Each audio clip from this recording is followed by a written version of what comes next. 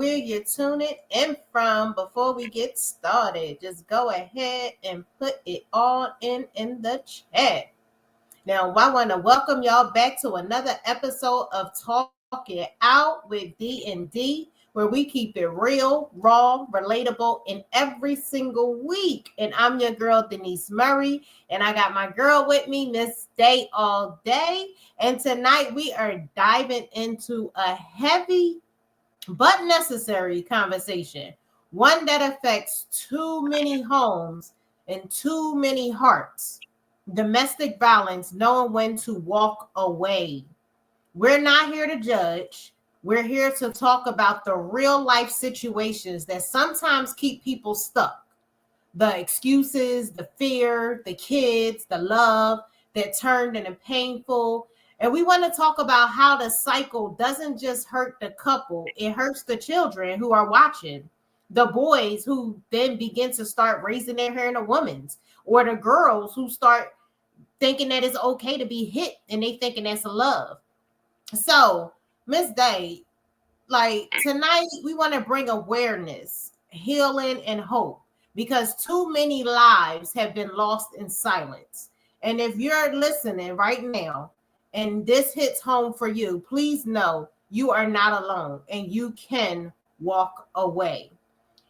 Yes. Now, today we're going to go ahead and just get right on into it on why so many people stay. Is it fear, finances, embarrassment, kids, or still hoping the person will change?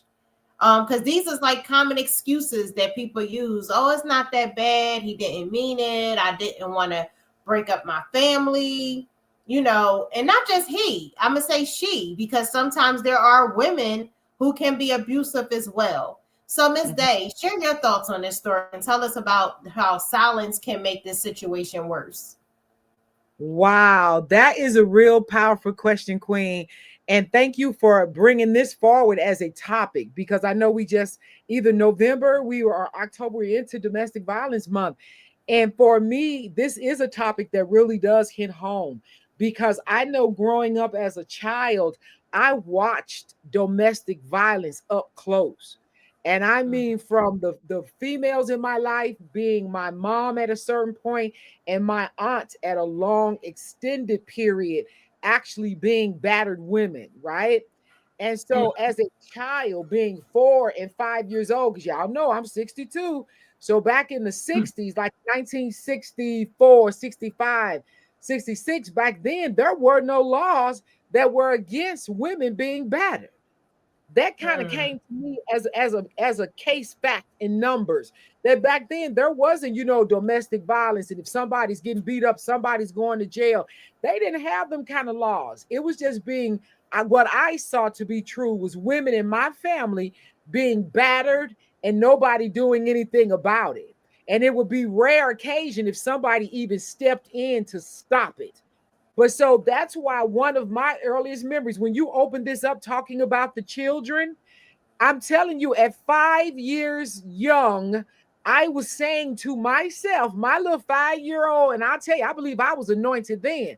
My little anointed 5-year-old self was saying, when I grow up, no man is going to beat me up. There's no reason a 5-year-old ought to have that in their spirit. But that's what was ringing in my spirit, that a man is not going to beat me up when I get older. And I kid you not, I've held fast to that. So when you think you're doing it, you stand for the kids, you don't want the family to be broke up. Well, the kids are remembering trauma at this moment. And hopefully it costs anybody their lives. That's what I'm trying to say. But I mean, I saw it up close from battering with the women in my family. And I had a very abusive uncle, and he was a batterer. And he even, he shot at my uncle in front of us, with kids on the porch. And I'm just like, did he just try to shoot Uncle Donald? And I'm telling you, I was 5. Wow. So trauma is real, and kids retain and remember a lot of this. And some of them don't come out as unscathed as others. Because mine was put my guards up, nobody gonna put their hands on me. Whereas some people, like you said, they will become passive, they'll come submissive, and they'll think that's the way it's supposed to be. Right. Now, I just fear a lot of times for the children, sometimes when they happen to see that, because a lot of times with kids, they do pick up on things. And a lot of times people don't really know like how receptive these kids can possibly be. And if you're watching right now, how many of you know someone who stayed longer than they should have because of fear or guilt? If you know somebody like that, go ahead and put a one in the chat. Just let me know if you know somebody who stayed in a situation where they, was getting beat on and they just stayed in a situation because they was fearful or they felt guilty to leave. You know, I'm gonna go and touch on that last. Like you talked about trauma, the lasting trauma on kids who grow up in abusive homes. Mm-hmm. How boys may model the behavior they see, and girls may normalize it, and that's what I was talking about a lot of times with it. Even discussing emotional abuse, like, because sometimes it's not always about the hitting. Sometimes it can just be the yelling, the manipulation, the control. It's not just that physical violence. Sometimes those verbals, that verbal abuse, that hollering, that screaming, and that, like, I know some people may say, and I'm just bringing this off of their subject for a little bit of second, but you ever have somebody who, like, when you're raising your kids and you ever watch somebody and they're like, excuse my French, but they're like, shut the fuck up, hollering at their kids and doing all of this, and they're like, their kids are not receptive of them if they're not talking to them like that. Mm-hmm. Like, Mm-hmm. that is weird to me that your child cannot sit down, or they don't understand to sit down unless you're cussing and carrying on to your kids. Like, I just don't believe that that should be parenting. Like, I just think that that could be also a little trauma towards kids when you're growing up in that type of environment. um I see Colette Brooks. She said, yeah, she do know a couple of people that's in there mentally and cruelty. Harvey put a one in there as well. But I think it's sad when people stay in these things and then you have that fussing and screaming and things. Like, I mean, where do you, like, okay, let me just give this. If you are a parent, how do you think witnessing that how that affect the next generation? Can y'all put that in the chat for me? If you're a parent, how do you think witnessing the abuse affects the next generation of those children growing Ooh, up seeing it?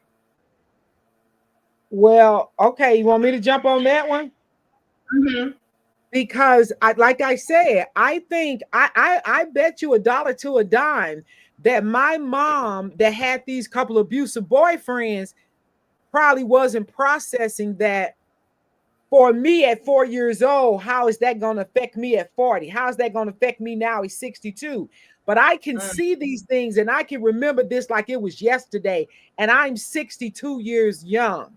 My other Mm-hmm. sister would have been 2 years older than me. So if I was 4, she was 6, my eldest sister was 8.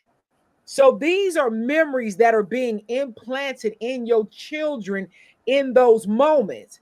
Now, when I say that Mm-hmm. children can process things differently, because you can maybe have a kid now that's going to come out with, I'm going to be a batterer because this is what I seen, this is what I know.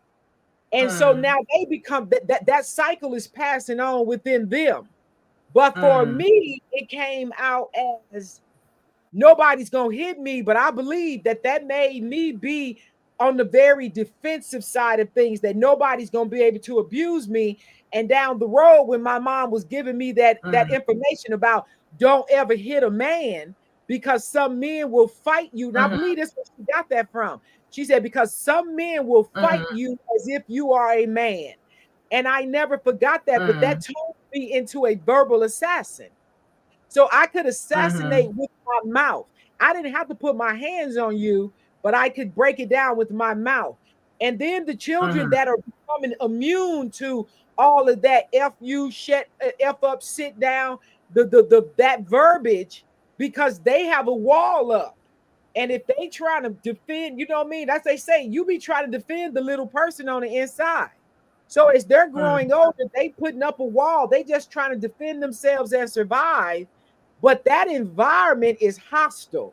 When you talk mhm, about hostility, hearing people cursing and fighting, because when we even lived in a two-family flat, back in the day in St. Louis, houses were two-family flats. You could have a family downstairs and a family upstairs. And when the uncle would come home, my auntie would have us upstairs. We're having a good evening, popcorn, butternuts. She just want to entertain her nieces.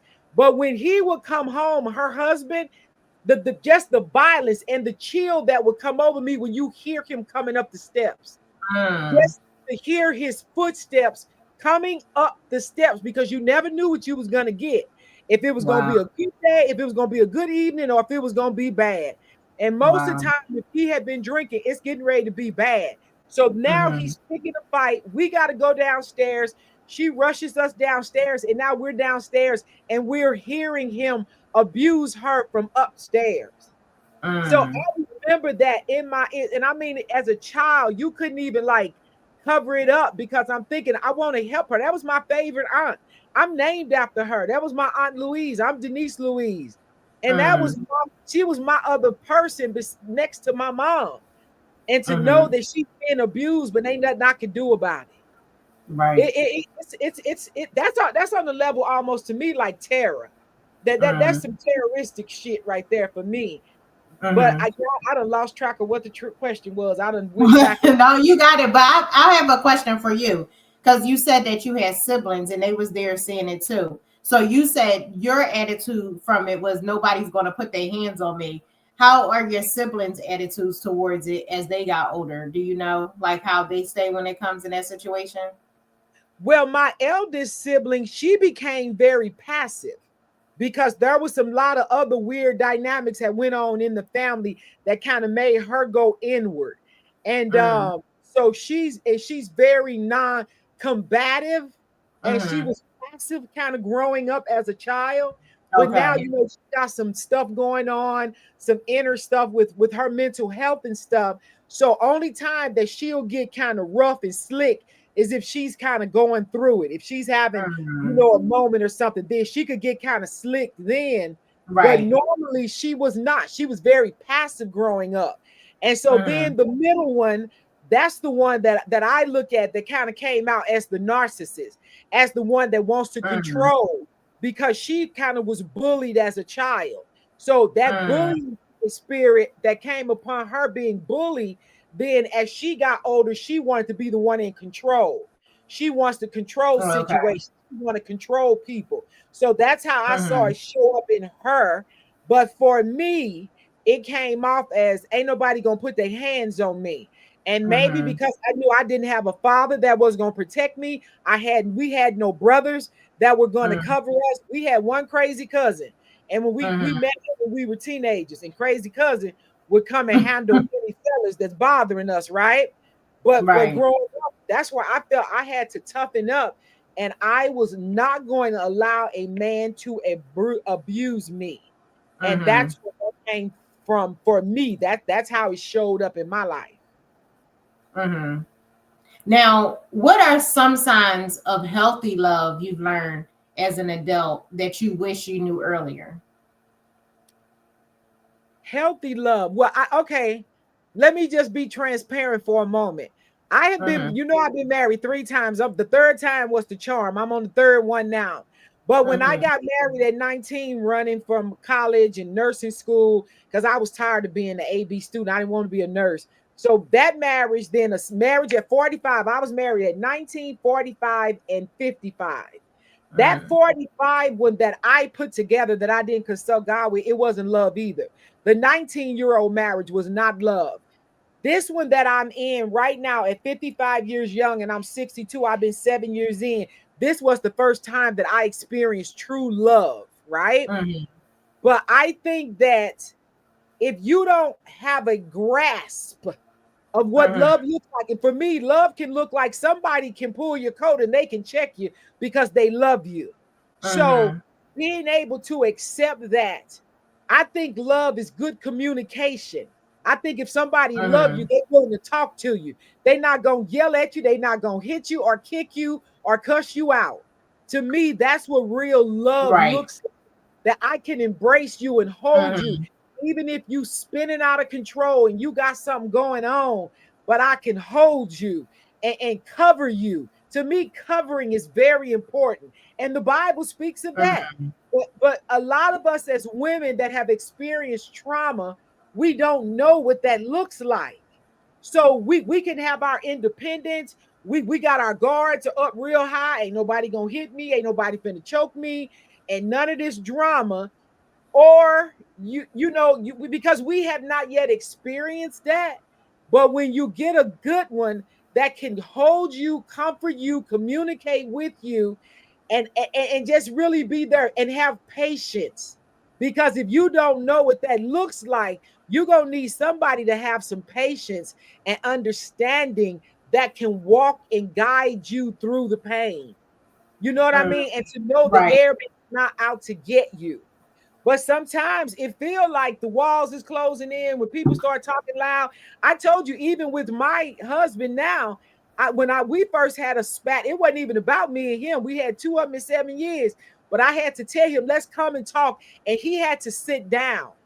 We got Mm-hmm. to sit down and get on the same level because I would not dare, and anybody that ever dated me know they not gonna be able to stand up over me and talk loud. Because to Mm-hmm. me, you could get ambushed. Somebody Right. can smack you, punch you, and you still sitting down. Oh hell Mm-hmm. no, that ain't happening. Right. So it's just them little triggers that be in your Right. mind. But you got to be able to process this. And for me, prayer, understanding, and with my husband now, he is not a fighter. He don't like to argue. He's not that guy. And so Mm-hmm. that made my resistance came down low. And it Mm-hmm. was like, I don't have to be in this posture all the time, prepared for a Right. fight. I could get, STL and it's slick tongue. You can get good as you give. Oh yeah, I can beat you right now where you at. You think you here? Right. I can be here. But I don't have to live that life anymore. But God helped me with that. Even tonight, I was telling my husband about a situation, and we were just saying, he said, "Babe, you're doing good because I'm not gonna let anybody take me out of character." I had Mm. to get past that. I hope that answers that. But if you're Right. not prepared to look on the inside at where you are and start cleaning this stuff up, bring the hedge down, the defensive hedge, then you'll be trapped and you'll think everybody is against you. Mm. And I got to Now fight everybody. you said something that I want to touch on next is you said something about the signs, those warning signs. Yes. What is those warning signs to say it's time for me to leave?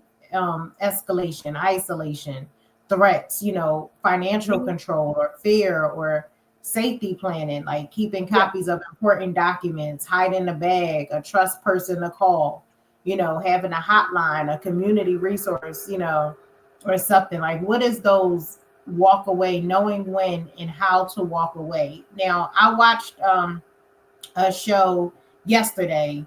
I kind of binge watched a few episodes yesterday. It was I think it's called All Fail or All Fear or something like that. I can't remember the name. Um this that new show with Niecy Nash and Kim Kardashian and Tiana Taylor. Um and they actually started in the show, they actually was working at a law firm, Mhm. and in the law firm, it had the men and the women. Of course, the men treated the women like trash. They just wasn't receptive of the women that's in there. They, treated them unfair. So what they did Mhm. is all the women that was there at the law firm, they packed up and they all went together and opened up an all woman law firm, and they only deal with women clients. So Oh. I thought that was really cool. But in there, one of the clients that came in, she actually was in a domestic situation. Like, she was going through her divorce and everything. And the guy first started off like, they were together. He was like a rock star or whatever. And because he was messing around with other people, he basically started using his head on her. So he started telling Oh. her she wasn't looking good, or she wasn't up to par, she wasn't the right look for him, and all this kind of stuff. And so he made her go to this plastic surgeon, and the plastic surgeon now messed her up. So now she looks a mess. So now that's why she's suing also for getting her money, because now she's, looking a hot mess, because She's the bought. surgeon She messed her up. got And the bought. surgeon actually wasn't even supposed to be doing it because he had so many lawsuits from prior. But the husband who was being whatever, he sent her there. But her self esteem was so low because of the fact that he was doing like battering her like that, Manipulated.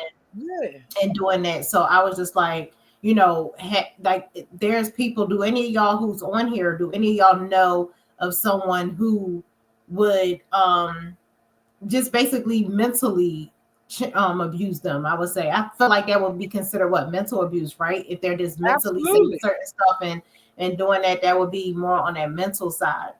Um, Absolutely. Colette, I having a problem getting on. Okay. Are you able to click the link on there? Were you able to click the link that I sent to you? You talking Let's to somebody see. on the chat? You talking to the Yeah, chat? on the chat.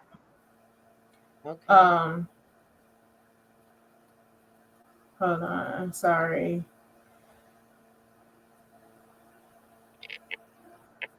Yeah, Okay, that's fine. yeah. So I just think that that was really crazy how he was doing that girl, and the girl really was just like doing all these things, and I was just like, oh no, like that is truly weird, for someone to really change their whole being about themselves because of the abuse that they're verbally getting. That's why I say it's not always physical. Sometimes people can really put you through a mental situation.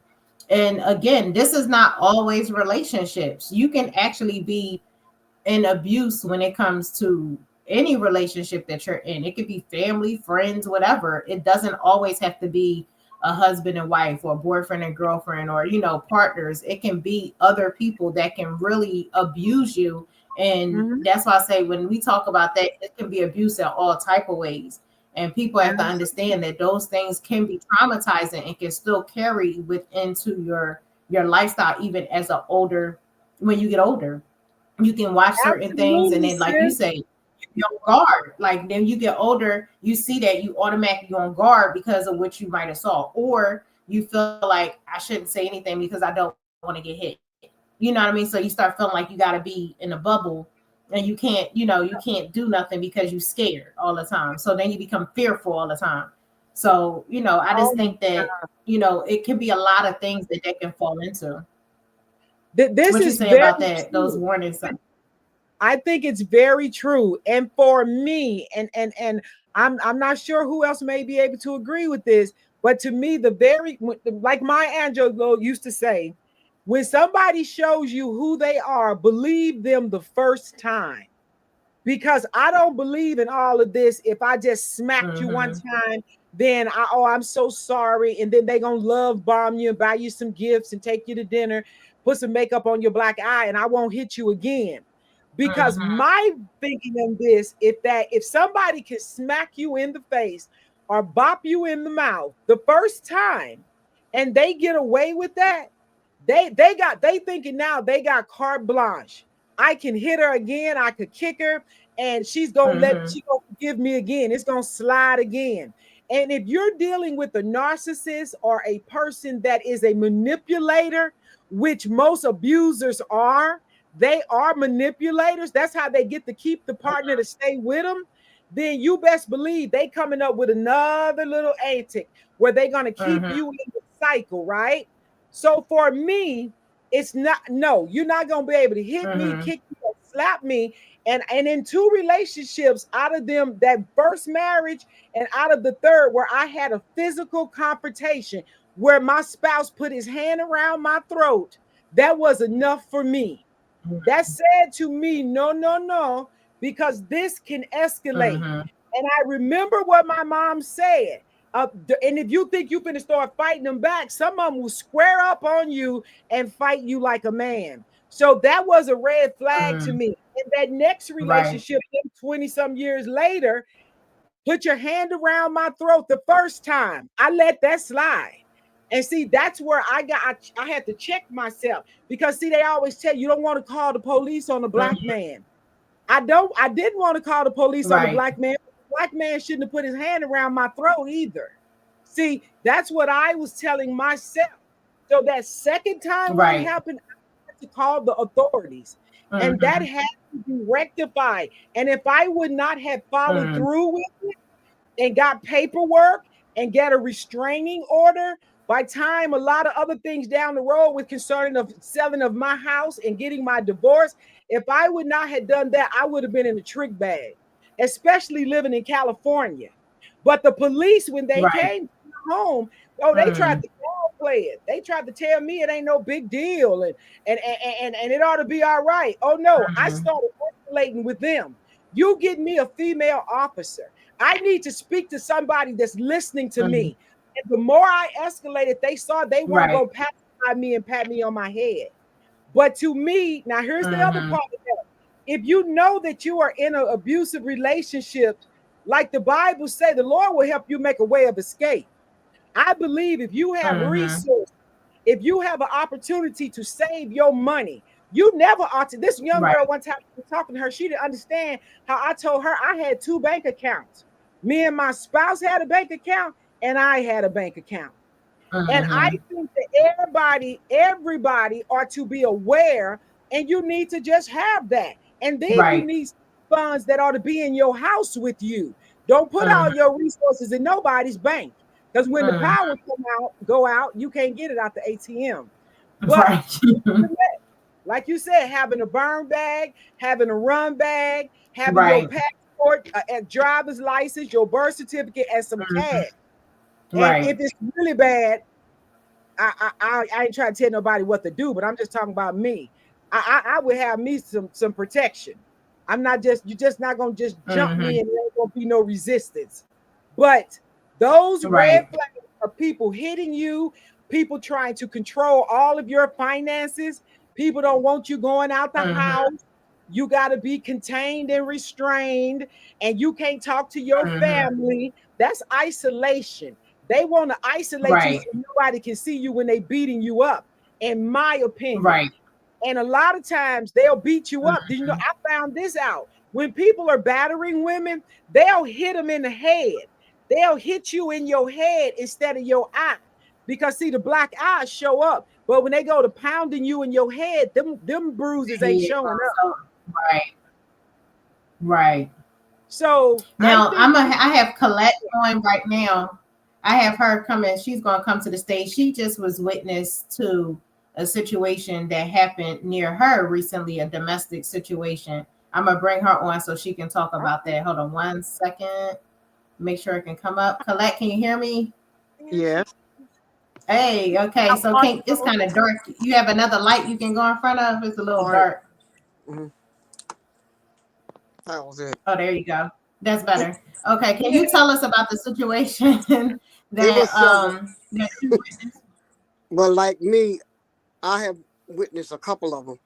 And through Mm, my lifetime, I've never believed in it about a woman accepting a hit. The first time a man hit you, that's when you get it taken care of then. Because see, I always threaten mm. niggas. I cut your hands off at the wrist. And if you ever seen five fingers run across a piano, no. So people really saved me how I got saved through life. And I was married twice, and each one of them had good sense. Because I can show you better than you can tell me. You understand? And I was always a diehard. Now I had a girl and a guy. It was two neighbors that was used to get into it all the time, and my son and I would go out there and get in between. One time I got in the middle. I took the bat from one and a butcher knife from the other. And my husband used to get mad. He said, "You could have got Mm, killed," but I wasn't even thinking about that. I know I was just tired of going through that.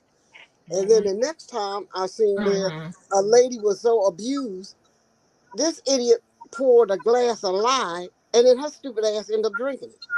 And see, it's a thing where, to me, What? you don't. Right, she ended up drinking it, and it was ridiculous. But you do not get yourself in that Mm, situation because your face is not a punching bag. And see, and I was always what you say, I had a flip mouth. And see, and I would tell you how to crawl up in my behind and die in a minute. Now, it ain't, and I would tell them the stuff ain't that good for you want to beat me up. Now, if you're going to beat up something, get this thing a black eye. You're not going to be beating me up. You understand? And that's how I made it through life because I didn't play that game. Now, we get, whatever you want, but keep your hands to yourself. And That said, is I knew what to say. Mm-hmm.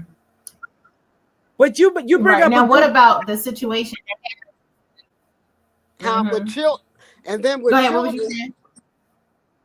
Oh no, I was She thinking was when talking. she She was about. Oh, go ahead. And then when you see children, No, go like ahead. I want you to ask your question. No, I was letting her ask you a question. Go ahead, Denise. Oh no, when she made the Go ahead, remark Denise.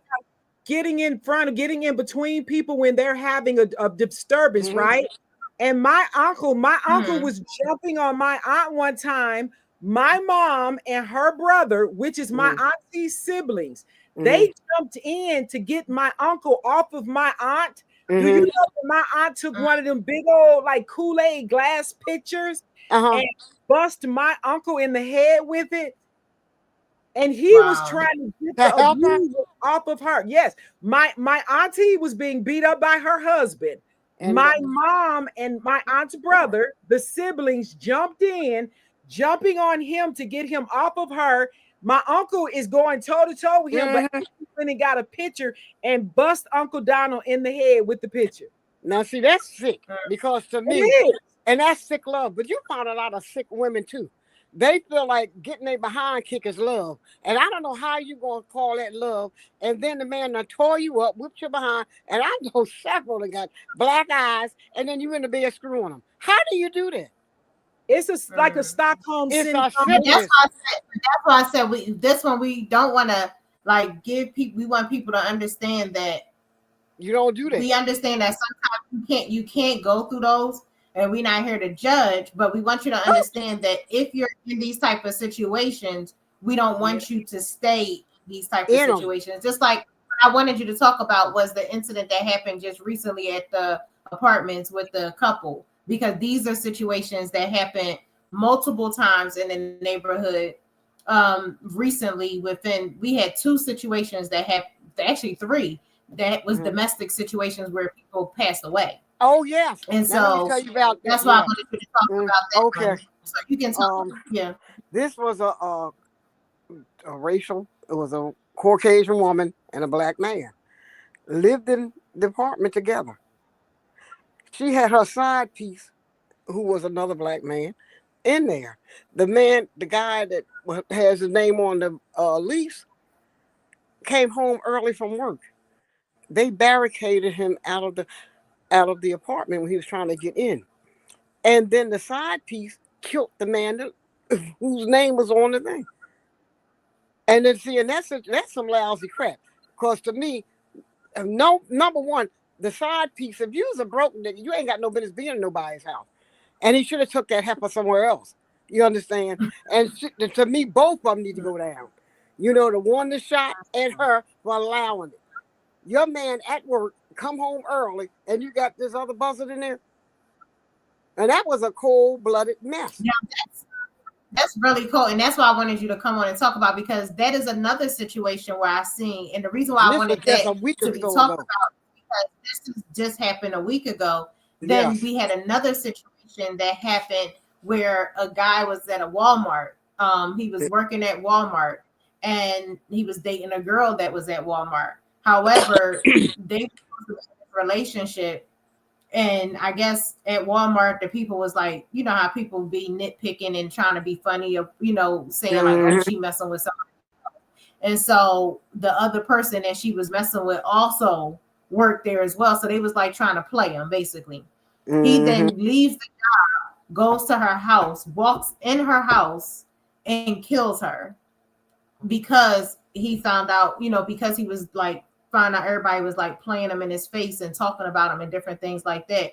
And then just 3 weeks ago, we was me and my daughter was going to the doctors, and we riding and they had shut off the road, and we thinking that they doing road work. It turned out that it was another domestic situation where somebody killed his girlfriend and left her on the road, and that's why they had blocked off the road Mm-hmm. because they killed her and left her out there on the road.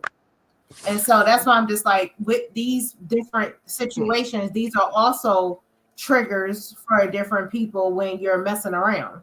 Like if you know you're going to play the field and you're not trying to be serious, then you really Let need it go. to let people know You what don't you take. that you're not really trying to be in this That's right. situation, because And I feel like sometimes some people get so personal and they think that they the only one, and they get and they mm-mm, feeling so much, but it's like you mm, don't need to risk a lot your livelihood on killing somebody because there's somebody else out there for you. So you don't need it's to go killing somebody just because they finding somebody else. And that's what I wanted to touch on as well. and that's sick. And right there, one thing you don't do is bring something home where you live at. And if Mm, you messing around, know how to mess around. You don't take sand to the beach, and people shouldn't even know where you live at when you dipping around. And see, mm, stupid is stupid. See, yeah. I know by being when I was out in them streets myself, I know the game. And like I said, see, I don't make up or dress up nothing. You understand? But like, it's a thing where you have to, use some sense. Because I was in total shock about last week, and I could not believe it. And it's so sad because you see this as an ongoing thing. Back in the day, men would beat up these women, and then and whatever, and they think that's love. That is sick. Well, Mm, here's one thing that, and I agree with everything that you just said. But one of the things that I noticed, and it started like to me just really escalating during the period of the pandemic, when Uh huh. everybody was locked in and everybody was locked down, it seemed like domestic violence was just on the rise. right. And what I see right now with these young people is that, and especially if it was a situation where the young lady was taking care or assisting and taking care of a young man. And if Mm-hmm. they're trying to move on, if they're trying to do something different, then it was this all this. If I can't have you, nobody will. And they were Mm, literally taking their lives. And what I would say to that is that you cannot play around. And like they say, don't you play with a puppy, you get licked in the mouth. But you can't mm, play with somebody is this violent. If they are giving you these types of threats, You that should know. they will take your life and they will do all these types of things, you can't play with this Mm-mm. because this is serious business, and they will take your life and probably get little to no time after they Right. did. But But it right. just shocked me. But even when as I got older and my aunt was still going through this abuse with her Mm, husband, who was supposed to be going blind, she would end up having scratches on her neck at one time. How does a blind man get your neck in his hands? So it was mm, crazy to me, but I remember having a conversation with her, and I was grown by this time. So I done watched mm, her get abused through all these years. And I asked my auntie, I said, had you ever thought about murking him? mm-hmm. mm, She said to So that's me, my cousin. she looked me in the face and she said, no, because he wasn't worth it. Well, I'm mm. looking at her like he would have had an accident on the steps. He would have Trust me. woke up. I want Something to would thank have happened. But that's what But she listen, my question would have then been, "Are you worth it?" you. That Mm-hmm. would have been my she question didn't to her, think because so. how are She because I didn't feel think like she she was don't feel like valued. she's worth She it. had a low She's saying, self-esteem. That's what sounds like to yeah, me. A very low self-esteem. She did And a not. lot of women do that and just to keep somebody. And honey, keeping somebody, you can buy yourself a puppy or a dog or something if you that depressed to have somebody. But Because like you I'm say, not gonna ever, think ever about this would though. I deal with somebody like that. I But don't what that told me and taught me know. though, Tried to kill. remember, have y'all ever heard this terminology about Stockholm syndrome? Mm, Like from when people were prisoners, like even back when they were in internment camps, or even like with the slaves, with our ancestors. You mm-hmm. can have somebody in captive for so long that they start thinking that you're the best thing for Right. them. So Yeah. that Stockholm mm, syndrome starts playing with your mind. And Mm, with my auntie, like I said, I was born in the 60s. So I know she had to be in the 40s or whatever. And at a period of mm, time when we were growing up, that uncle had committed some murking on somebody. He went away and was incarcerated for some years. So AT had to be out there. She was working. She had 2 jobs, working at the white people house, doing all kinds of things, playing cards. My auntie had a little street sense. That's why it didn't make sense that she wouldn't let other people in the streets dog her, but she would let this man. But anyway, when he got out of jail, he heard that she had another boyfriend. So during this period, now the abuse was quadrupled. Anytime he thinking about it, he want to jump her. So I don't know if in her mind she was thinking that she got to try to make some makeup, or she betrayed him, so she deserved this. Whatever was going on, when I got older and I thought about it, it looked like what Stockholm syndrome was. Because in my 20-something-year-old mind, I'm asking her, why didn't you take him out? He would have been gone. I would have had insurance. Okay, let me be quiet. Back in the day, I used to always tell my last friend, you act stupid, you know, and don't ever get sick, because see, I'm gonna do like whatever happened to Baby Jane on you, because I pray to do, and I always used to throw stuff in the game all the time. Don't cross me. And see, and I always say, whatever you doing, that's what I'm doing. And then I would tell them like this: if you gotta catch me and you grab me, but if I break loose, I'm gonna tell you with somebody else. So I know all the slick stuff that him be trying to do. And saying, I'm not going to do that much talking about love, beat me up, and then you're going to be thinking you're going to get something? I don't think so. You won't even have it, because I would cut it off and put it in the jar. So we got to speak to these young women now, because like I said, they are in jeopardy. And so let me ask each one of y'all. So let me ask each one of y'all one question for each one of y'all. Just answer one at a time.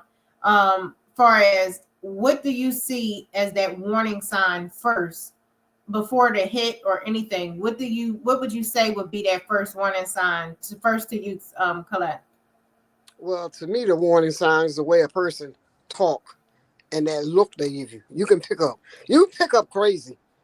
You know, crazy just don't happen just like that. Crazy is crazy, and you know when somebody crazy.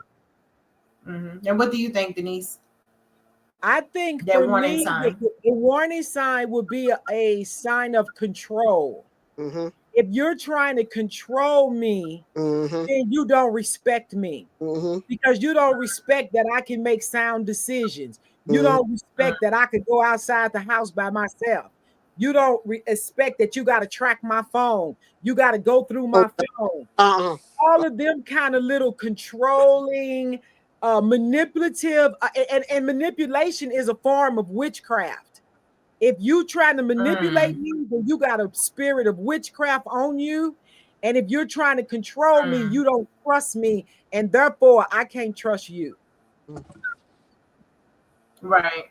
Now, to anybody listening and watching right now, leaving isn't easy for some people, but staying can be deadly.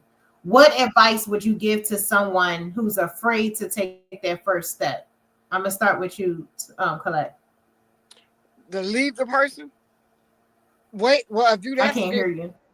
I said, yeah. If you're that scared, you gotta stay still because you keep moving. Oh. Start packing things up and make your escape, because there's no such thing as I'm afraid. You understand? Because you just like the burning bed, that movie. You know, you don't just stay somewhere and accept things from people. So start packing like in advance. Do all things at a time, getting them out the house, and then when you want to wait till they're either not home or wait till they sleep, and then you make your escape. Because that's a liar. When they say they can't go, you can go. You understand? No, but some people, what I was saying is they're afraid. So if they're afraid, your advice would be to pack up and try to get things when. So you're saying pack up during the time that the person is not around. Right, and then make your way out, because it's the bag together, escape. So doing it right. And so doing like an escape plan. Right. Pardon me? I missed that last part. I missed the last part. You went out. They need to plan what they're going to do. You scared, but they never let on. Make like you're still going to be there, and get your little stuff together, and you make your exit. Stay either while they sleep or when they're at home, and then they don't know what hit them. You don't just Right. stay. And what you say, Denise? What would your big your I be?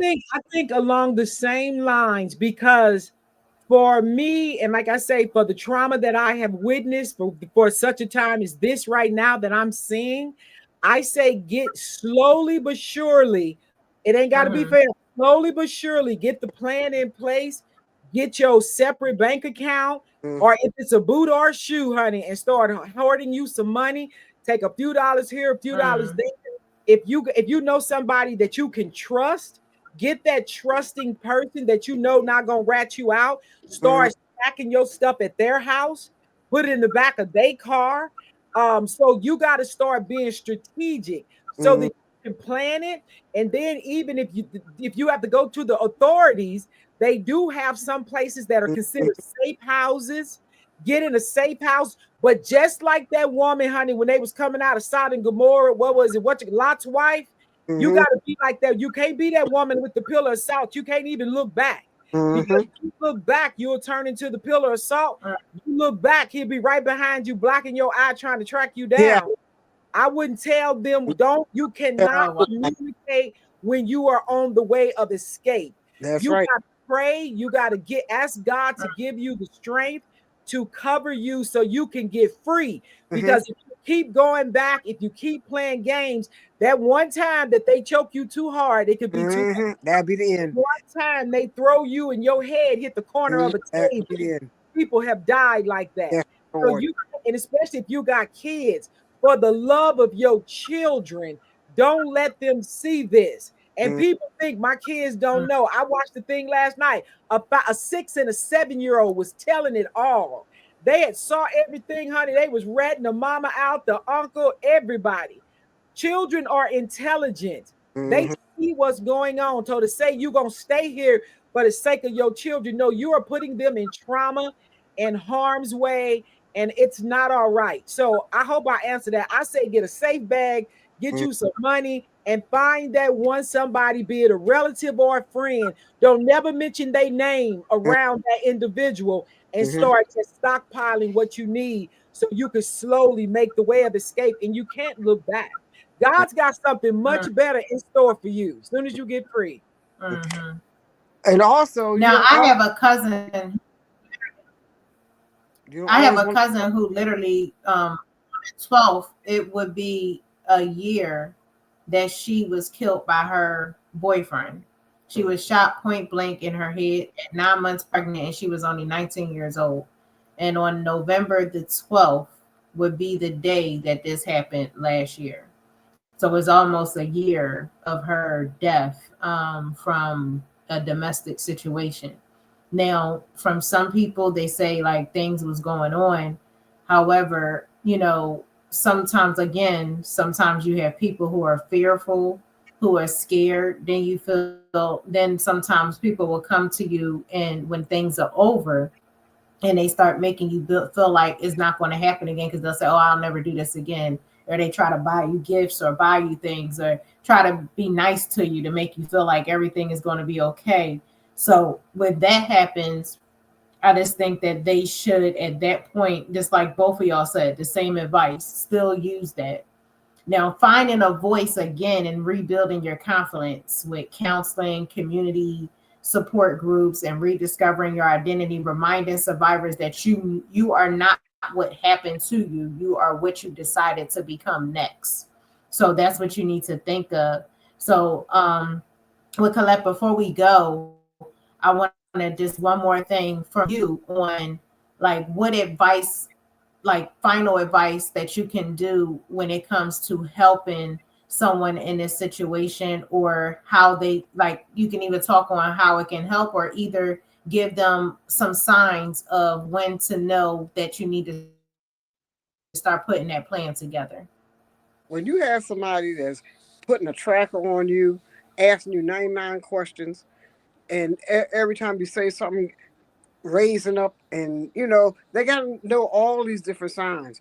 Because to me, I feel like I didn't come with a remote, so you can't control me. you know and the game is not for the blind, the crippled, or the Mm, crazy, just the totally insane. So it's like either you're gonna get in or get out, and you can't be weak.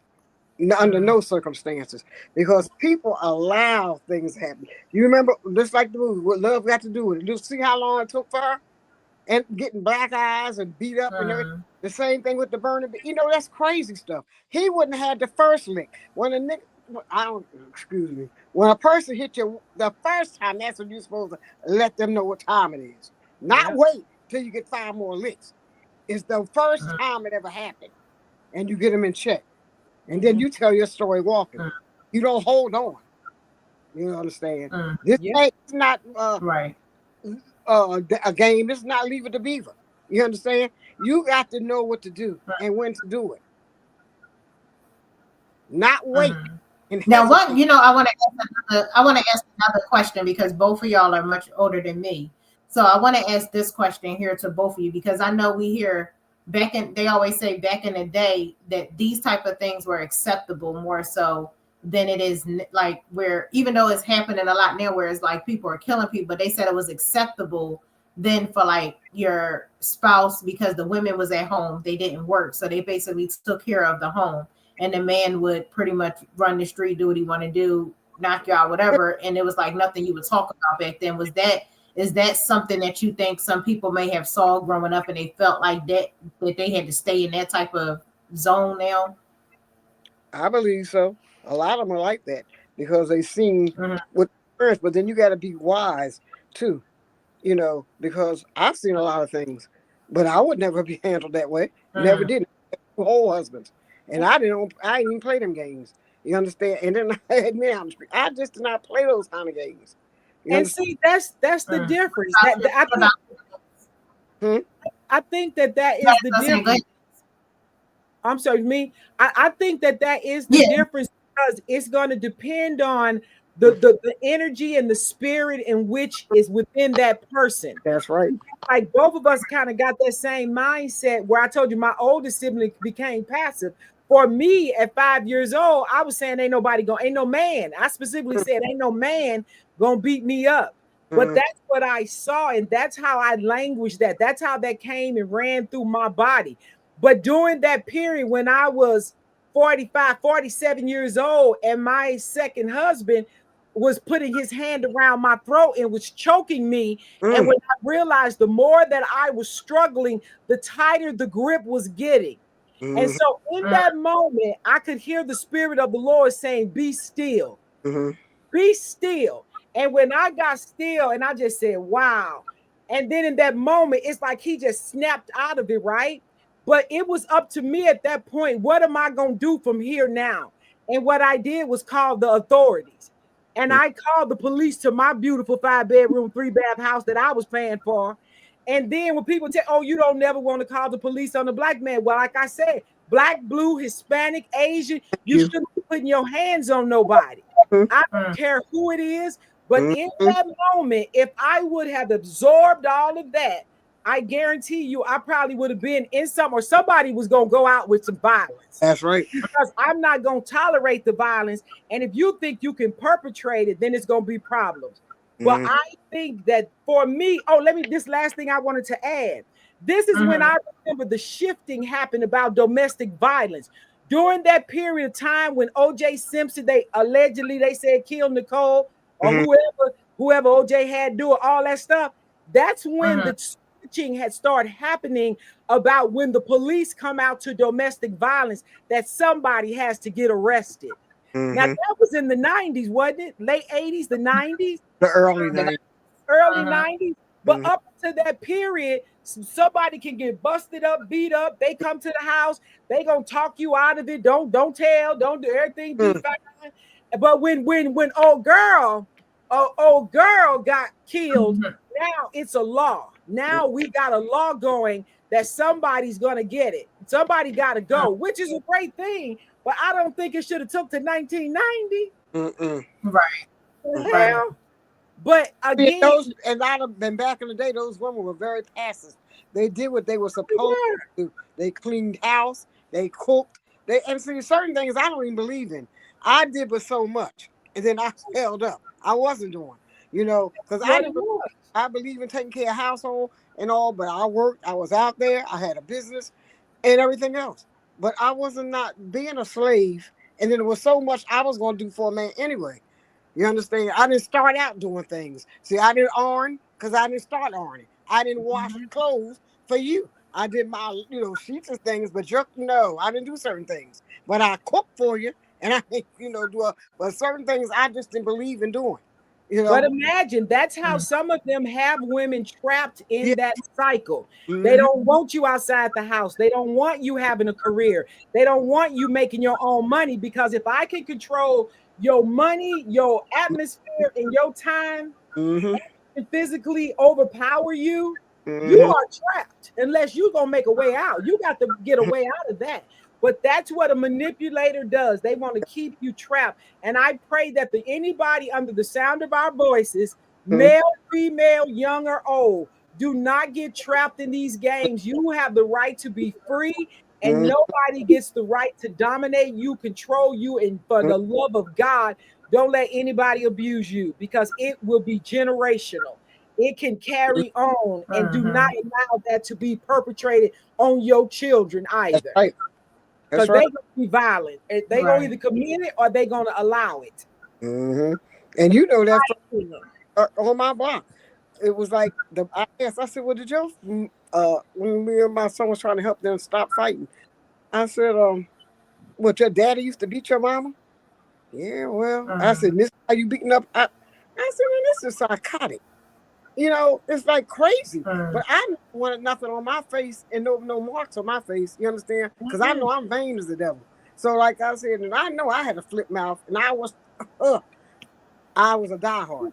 But So think about this globally. Let me add this last thing. When you just said about the face, in mm-hmm, some countries, like I believe it's India, but mm-hmm. there are some countries that, and what they do is that if they are mad at the female, they'll go get acid, literally acid, What? and throw acid in their faces, right?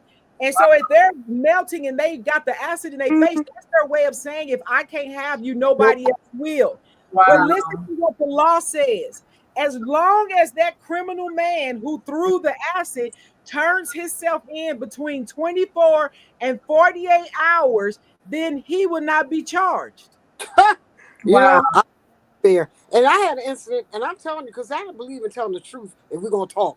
I had somebody back in the day tell me they had pulled a Colt 45 on me and was gonna kill me, and told me if he couldn't have me, nobody.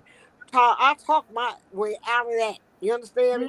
And got away from it. Cause I said the stuff wasn't that good for you going to kill me. Shit, cause I mean, we ain't gonna go there. It ain't that good for that.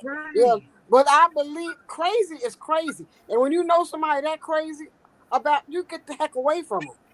Yeah, and then that you have a Mhm. law, you have a whole government supporting that. Because we That got when you see them Right. women that are disfigured and mm, they got all these issues or setting them on fire, and then if they long as you turn yourself into the jail within 2 days, then we're not gonna give you no maximum charge. that don't make no. And you But remember, then the other thing that's sad too, I have to say, is when you have someone where I've seen a couple situations where the person may be in position, like a law enforcement, or they might be a judge or somebody in politics or something like that. They tend to ignore those type of situations for so long, and then those people can't even go to anybody because they like, okay, if they're mm, married to a cop or this happened to them from a cop, who's going to believe me? Because they're going to have their person's back. Or if I go and talk about this person, that's why you see all these different women, even with um even a sexual abuse, when it came Mhm. to like we're dealing with right now, where you have these Epstein files that's not being released because they're mm, powerful men with money. So when you have men with money that are powerful and that's on the top of the chain, and then it's like, okay, we're not even going to release none of this information. So they're getting a pass on doing these things to these different women, which are sad. So it's like a lot of times when those type of things happen, the women feel like they're afraid to come about, or they're afraid to say anything, or they feel like it's not worth saying anything because nobody's going to do anything anyway. And so that's what makes them say, well, I'm just going to let it be. But I just want to, it's 10 o'clock now, so I'm going to just say this conversation was deep, and I know it touched some hearts. And if you are in an abusive relationship, physically, emotionally, financially, please know that there is help out there. You Mm-hmm. don't have to go through it alone. Um, love should never hurt. I'm gonna say that again. Love should never hurt. And if it does, it's not love, it's control. Protect your Yeah. peace, protect your children, and protect your life. Walking away doesn't make you weak. It makes you strong enough to choose yourself.